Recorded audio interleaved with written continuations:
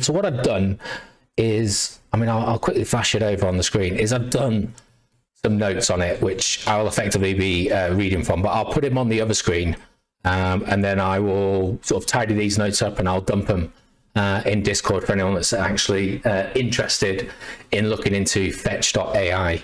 But just whilst I have it on the screen, I'm just going to read those two paragraphs there.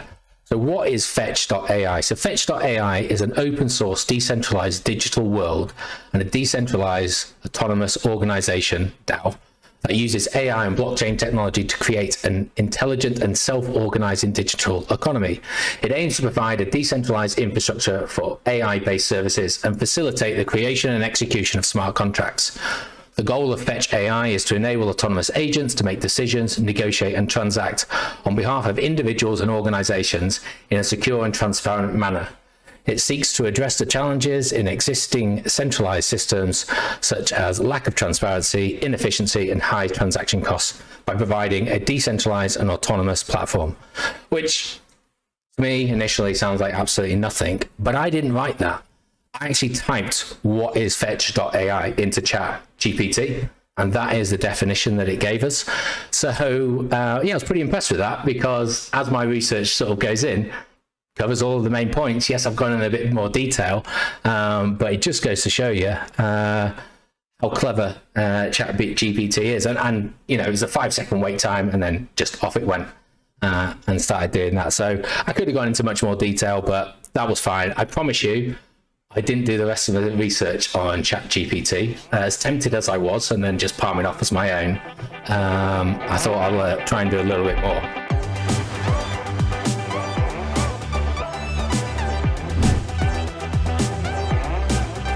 So this is the website, fetch.ai, and I'll be honest, I'm not particularly impressed with the website. Yes, it looks great. It's got some great animations within there, but actually the level of detail and information that it gives you, in my opinion, is quite lacking.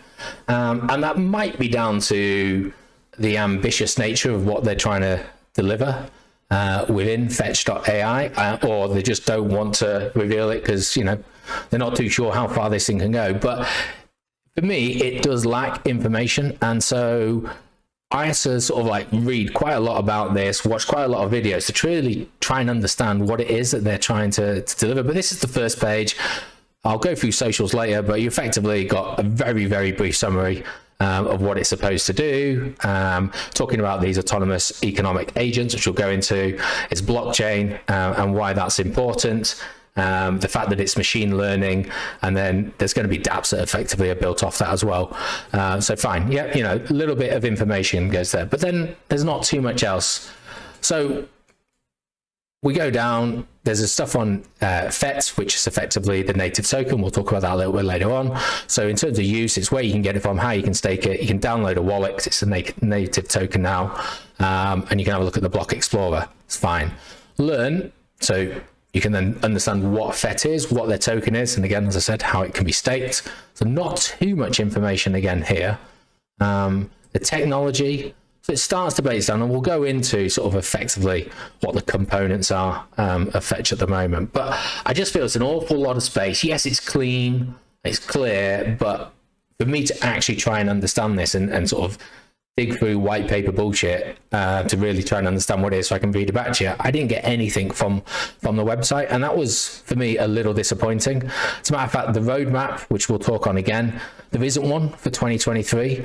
All they are doing at the moment is explaining what they did in 2022, and because I wasn't around for this in 2022, I have no idea if ticks are the only things that they've actually achieved and arrows are still things that are ongoing. It doesn't tell me, it doesn't provide me with any dates, and there's nothing going forward, so there's nothing to effectively judge them on. Sort of validators, so how you can become a validator, or if you wanted to stake it, effectively how you can determine which validators you may want to use. But again, this is probably the most detailed section, but it's still not that detailed. You can, or you encourage to go into Discord and get to the validator section and have a look at there, and that's certainly what I'd recommend doing. So I wasn't particularly blown away by the website, I'll be honest. There's no mention of the team on the website. When you go into developers, it brings you to this page here. You can't even find the white paper on here.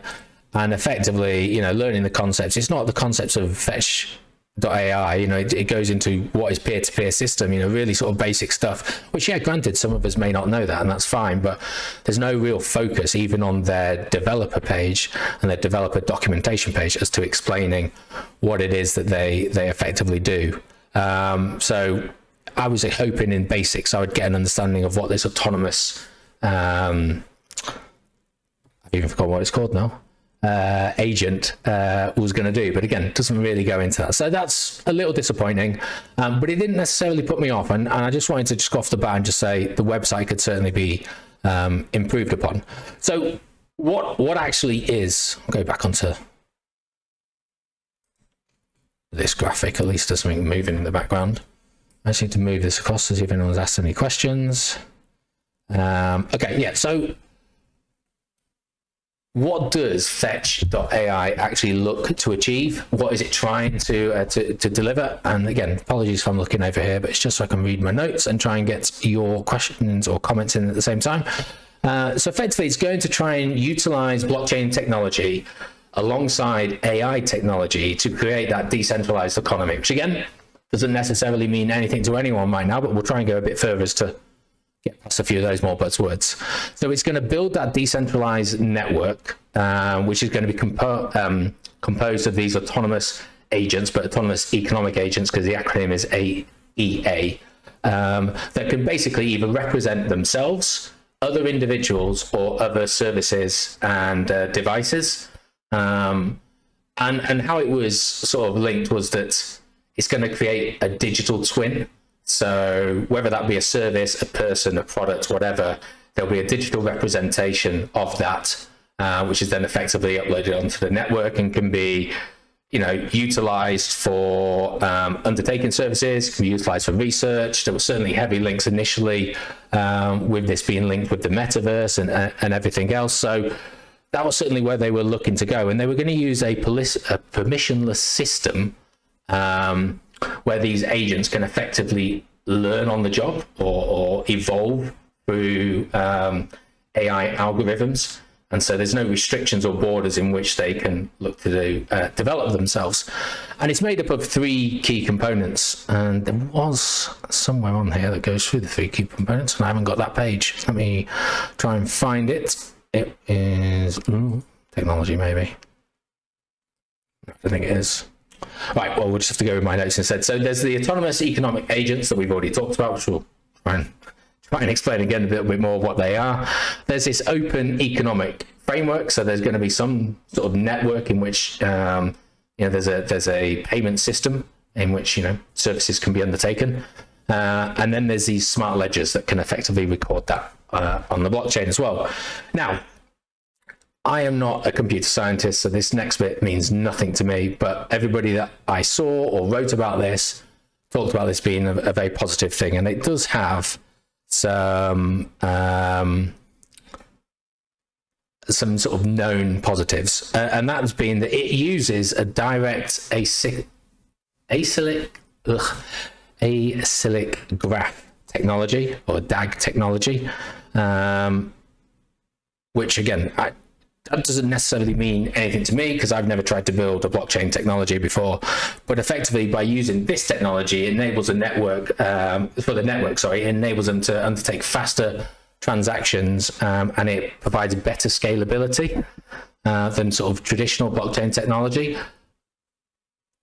Yeah, they were raving about this in all the reviews. I don't know how common it is that that is used or uncommon, but again, for those of you that may know a little bit more about it than me, if it's really important, maybe I'll try and delve into it a little bit more. But so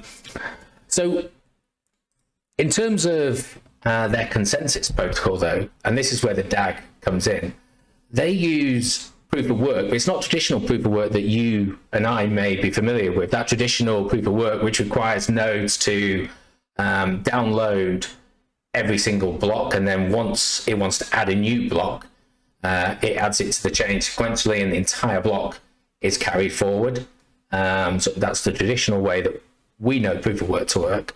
This one uses a term called useful proof of work, where, and I need to make sure I get this right, so through that DAG system, transactions are deemed to be valid when only 2 nodes have approved it. So it doesn't take as much computational power to approve transactions, and also to keep the record of those transactions. And what it's saying there is, rather than using that computational power to verify the blockchain, it can now use the remaining spare computational power for the learning and for the AI, what the term I want to use, training or adaptability in sort of the system. So that's where they see that DAG technology being really beneficial towards them. It also means that if you didn't, with traditional sense, so Bitcoin miners, you've got these huge mining farms that have hundreds, if not thousands, of I was going to say GPUs, but they're not for Bitcoin, but mining capability, and they are, they're the ones that typically win. It's a one in a million chance that some crappy little computer is ever going to get the node. Now, I know that recently happened, so a bit tongue in cheek there, but that's once in a lifetime odds for that person to have done that. But however, by doing it this way, even if you have a particularly low processing power, you can still earn from validating transactions, because all you do is just go for the lower value transactions, and that's the whole point they're trying to say, is that it's actually a lot more. So funnily, there's a bit of chat going here, and let's have a look, make sure that I am not going down the wrong end of the stick. A rational biohacker agreed. I'm not fully confident in crypto utilization with AI, and if it happens, it would take decades to find a reliable and trustworthy token. Do we see alt cryptos really displaying current networks, like Theta replacing YouTube, Graph replacing Google, Filecoin replacing Dropbox, whilst having reliable tokenomics? You're also relying on the people who hodl the majority of the tokens, not dumping and killing the project after FTT, Luna Sol, OneCoin incidents. Seems like a difficult task to find a project in which greed doesn't decimate it. So firstly, I agree with a lot of what you're saying there. In terms of, do we see the crypto market, crypto technologies displacing things like YouTube and Google and Dropbox, etc.? I do see the potential for it. So, if nothing else, the decentralized nature, that transparency, we have had, granted in crypto as well, but there are security leak concerns and hacks and a few other things that potentially put people off, particularly online, cloud storage or whatever. So I can see the potential.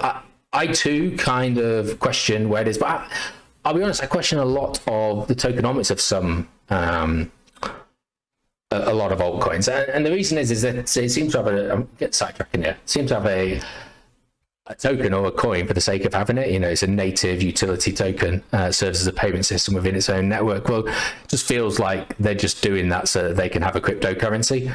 And do they actually really need it? And is there some valid ecosystem in which that token can thrive? And that's something that you should always look into when trying to research something. So I do kind of agree with what you put in there. It's Bijan is the rational biohacker.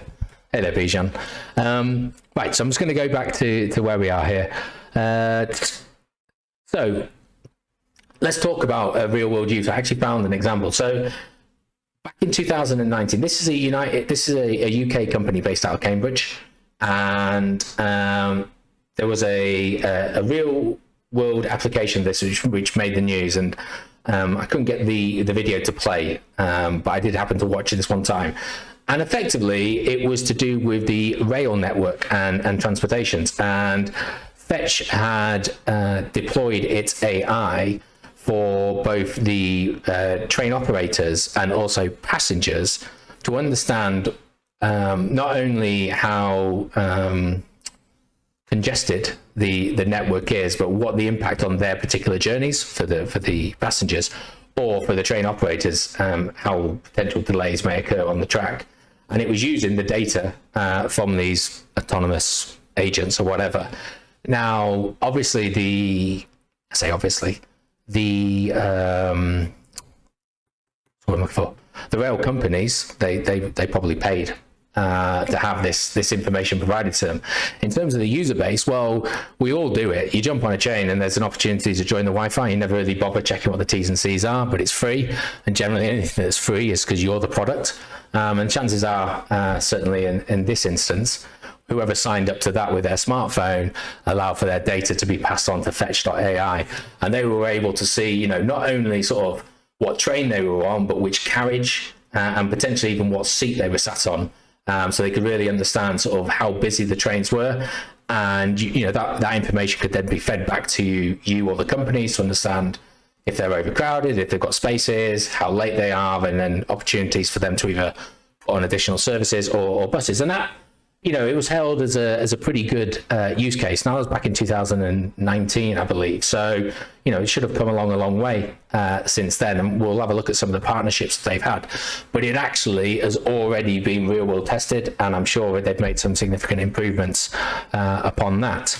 As I mentioned, it is based in the United Kingdom. Now, that's actually beneficial to us because I was like, right, well, I'll go on Companies House and I'll probably try and find a little bit of information about this. And I'm not going to bother going through it all, but I was able to see who some of the directors are, if they're still there, and sort of whatever company they're involved in. I'm not going to bother delving into that.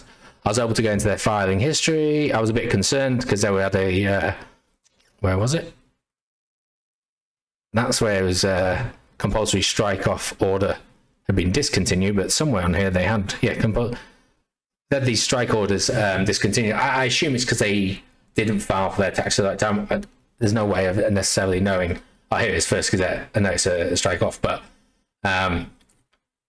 they put in their accounts and the next day it gets struck off. So I assume that's what it was. But I did have a quick look through these accounts. And again, I'm not going to dwell on them, but you've got the sort of the balance sheet here, intangible assets. You're going to bet your bottom dollar that's going to be the FET token at 278 million. You can see where it's increased. Now, obviously, this latest one they have is up to 2021, so maybe not that great for us to see. But it's good that this information is here and we can have a look at it. And were there any red flags that you might have, you could then go on to Companies House and just have a look at sort of these people's people in charge's previous involvement in businesses, and then just how the books are necessarily looking. So that was certainly one benefit of this company being around, one, in the UK, and two, being around since 2018. In terms of the tokenomics, which is, probably the first thing we actually check when we're looking at a token. So I went over to CoinMarketCap. So fetch.ai is ranked 142 at the moment and currently sits at 27 cents per token. Let's have a look. It's got a market cap at the moment of 225 million, and its volume, 24-hour volume, is just under 50 million. So one of the things that I was a little unsure about, so the circulating supply on CoinMarketCap is around 25% at 820 million. So I was about to say billion there. And it says its max supply is 3.4 billion and the total supply is 1.152. So I was trying to understand what was happening there. But when I went over to, because this didn't marry up with some other research that I found on this. And so when I went on to CoinGecko, their data is a little bit different. And it's saying that the circulating supply is actually over 1 billion at the moment, but the total supply is 1.152. So it's effectively done 90% of its 90% of its total supply is currently in circulation. That's a positive thing to know because we know there's not that much more to come and dilute it any further. So it's given a market cap of just under 300 because there's more in circulation supply, but the fully diluted based on its current valuation is 322. So always just useful to just cross-check those. It's only came as a red flag because a lot of the other people were talking about these figures and I didn't know where that 3.4 billion came from. So it does say that it's verified data on the 820. So, there's an amber flag there. We just need to try and understand where that sits. But anyway, You can use this to have a look at the communities, the white paper, the source code, etc. Speaking of the white paper, this is probably one of the hardest white papers that I've ever had to skim over. I'm not even going to lie, say that I read it. It reads more like a university research paper than a white paper. And of all the authors, there was only one person that's actually involved in the business, which was Jonathan Ward. But this, it is not a white paper that I've typically seen before. Like I say, feels very much like someone is trying to write their PhD for AI and how that can be used within the cryptocurrency world. What it doesn't detail is pre-sale and investor and founder tokens. It doesn't really have any information on the tokenomics in terms of that. Doesn't detail any lockup periods. As a matter of fact, I couldn't find any specific lockup periods or necessarily the full breakdown of the lockups. I could see some rough ones, but what was quite frustrating about that was it just referred to release periods as in line with T's and C's and didn't actually detail them for the public to see. So I have no idea when these lockup periods, or if they've all reached their release date at the moment. Given where we are with the circulating supply versus the total supply, suggests that we probably have had the pre-sale investor and founder token, or certainly the majority of them being released. But yeah, this was a difficult white paper to read, and I couldn't really focus whilst trying to read it, so I didn't. But that is their white paper. Let's have a look. Yep, gone through those. So with the team, as I mentioned, they're not on the website. The team's not announced on the website, which is quite frustrating, actually, because I want to know who the team are and I want to know what they do. So I actually reached out on their Discord and I asked that question. And it did take a while for a moderator to get back to me. And by then I'd actually already done it. But they said that to find the team, I just have to go onto LinkedIn and effectively research it there, which again is a bit naff. You can't even put the team on there. So this is another research paper that I found. So this is the team. So the CEO here is Humayun Sheikh, who's the CEO. He's still there. Toby Simpson is no longer there. He's moved on. Thomas Hahn is the Chief Scientific Officer. He's still there. Jonathan Ward, Head of Research. He's no longer there, but he was one of the authors of the white paper. So I did write down Edward Fitzgerald is now the the CTO, sorry, and the Chief Product Officer, the CPO, is Kamal Ved, who I don't think I mentioned anywhere down here. Both Toby Simpson and Jonathan Ward have remained as advisors, from what I can understand, but they have left the day-to-day running of it. Now, without going through each of their LinkedIn profiles, everybody seems highly qualified for the roles in which they hold. Most of them have experience in either machine learning or specifically AI and previous cryptocurrency projects. So no particular red flags in key positions being filled by people who don't necessarily deserve to be there. So again, a positive side of things. Go back to sort of the notes. And from what I can understand, it's in the, you can find out the size of companies and it falls in the bracket of 50 to 100 personnel. So I don't know if that's small or medium size company, but it's got a few employees there. In terms of markets that can be bought on, so a fair few, if I'm being honest. But Binance, Coinbase, KuCoin, Kraken, Bitstamp, Bitfinex, Crypto.com, Gate.io, Gemini. You can find it on a few dexes, including Uniswap. So a whole range of markets, and it can also be bought in different currency pairs, whether that be stable coins, BTC, or the big altcoins as well. So that's good to see.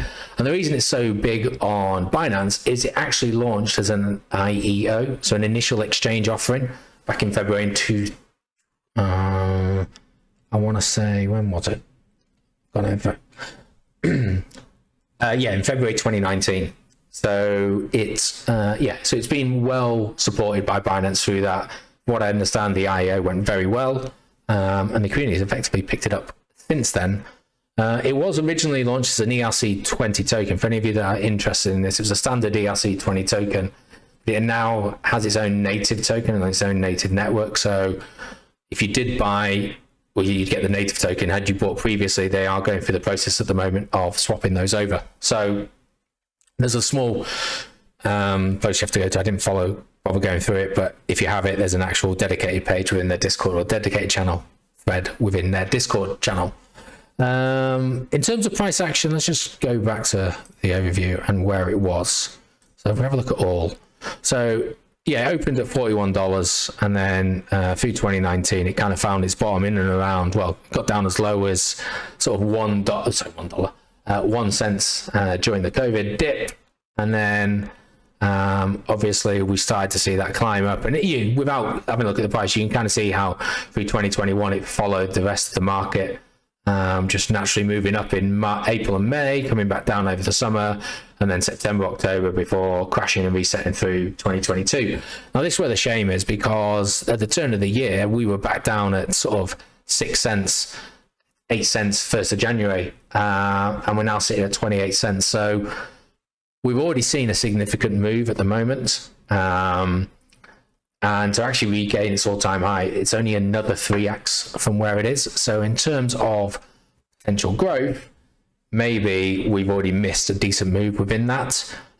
It's got a market cap of 226 million. 3x of that, we're talking about $750 million there. Could this be $1 billion project? Absolutely. You know, if they deliver on what they say they can deliver, which I still think is quite ambitious, and I'm not entirely sure what it is that they are fully trying to do, then maybe it is. But from looking at other AI projects out there, which are perhaps not as old, they've certainly got a much lower market cap and delivering fairly decent projects as well. Maybe they're the play that we go at. But in terms of just looking at a relatively good project, then I think this is one that you could look to invest in. I'm going to put a small amount of my portfolio within this, just sort of tidy up the bit of research that I did. From a social point of view, their Twitter account has about, oops, I've lost my mouse. So it's got 115,000 followers, so it's pretty big. They do 6,300 tweets, and it's, you know, it's a couple of tweets a day. There seems to be a lot of likes, a lot of engagement, a lot of retweets for everything they do. So it's pretty active following within there. YouTube, they've got about 8,000 subscribers on YouTube. They do weekly updates of what they've done each week. That generally seems to be the main content that they drive out, so it's about one video a week. Discord, there's probably only about 400-ish within there. It was relatively active, but it fits and starts. As I say, it took me a few hours to get an answer from a moderator, but I have seen it moving. It's got Reddit, it's got GitHub, it's got a Telegram. One weird thing happened to me with the Telegram. As soon as I joined, Telegram rang me, or Fetch rang me via Telegram, asked me why I wanted to speak to them, which I didn't. And then I couldn't get my microphone working, so I just messaged them. And they asked me if I'd bought any tokens, which I said I hadn't. I was doing research, and then they didn't sign off on it. They just ignored me. So whether that was scammy or not, I'm not too sure. It's felt a bit weird. Never had it where I've joined the Telegram and then that Telegram group has rung me. In terms of partnerships, so they've partnered with Formula One during the 2022 season. They've partnered with West Ham United. They've got partnerships with T-Mobile, Bosch, and BMW. Through BMW, they also are part of a mobility consortium. There does seem to be a bit of a theme about transportation, but they've joined with BMW, Ford, GM Motors, Renault, IBM to form some mobility consortium. This was back in 2021, called Mobi. I didn't bother looking into what they've actually achieved from that, but FET were brought in to assist. And then they've also got partnerships with Volkswagen. So, you know, they've got some pretty key partnerships out there. Which, you know, is good to see. Other related projects, I'll just put this back on the screen. So whilst I was looking at this, there were a few others that sort of sprung to mind. I've not done nearly enough research in any of this. So, but I will be, because I do think AI is a potential growth space that I certainly want to have some exposure to. Ocean Protocol, or Ocean, we've got Graph, which someone in chat's already mentioned about. Singularity Net. I put tick because it seemed to tick a few of the boxes. Viote, someone mentioned that in the the call last week, so I did a tiny little bit of research on that. Biggest potential for growth. It's got quite a small market cap at the moment, but it's got an opportunity to explode up. To put there, it is backed by IBM. Effectively, does online AI services via smart contracts. Siam always barks on about, once crypto really takes forward and utilizing smart contracts, we can cut out middlemen.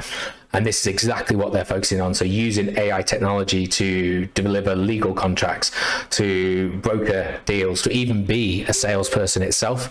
So yeah, potentially great opportunity there. And then vector space AI as well. I put too late there because, again, a bit like Fetch, its market cap has significantly increased over the last 4 weeks. And so to get to all-time high, it may not... if it only gets to all-time high, it's not that big a uplift. So final thoughts, big focus on AI presently, and I think it could be the boom sector for the next cycle. So I've already said that. It is an ambitious project, fetch.ai, which I'm still a bit confused about what it is it's trying to do.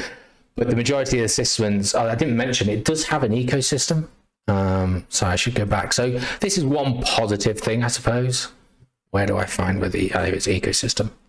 So they are building other dApps off this, which is good. That's what you want to see. And that's going to provide some further use case rather for the VET token, because it will be used as the payment system for these dApps, rather than just holding as many as you can so you can become a validator, which effectively feels like that's all it's doing at the moment.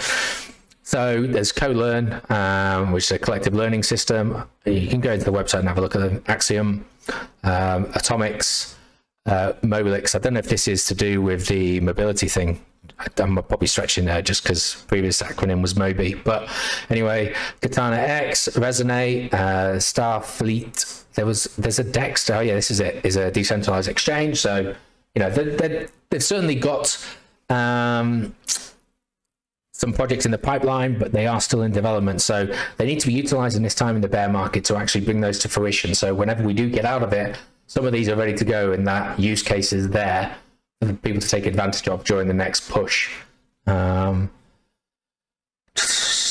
A solid team, which has been around for a year. It's missing a couple of its members. We mentioned that.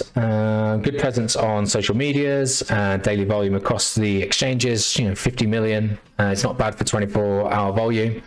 And then, yeah, I just put the other returns there. That's my one concern. Bit of a naff website. Lacking information in the white paper, so I really want to understand about token unlocks, but given if the CoinGecko information is correct, it feels like a lot of the lockup tokens have probably been released, so that we've probably experienced. But if this tokenomics is to be believed, and we've actually got 3.4 billion, then we've still got a 75% still to be released. That could be a worry. So I want to find that out. So yeah, so that's it on Fetch. Sorry if it was a bit rambly towards the end. I'll try and get those a bit more succinct. But if anyone's got another token that they're interested in, just either let me know today or drop it in Discord. Right.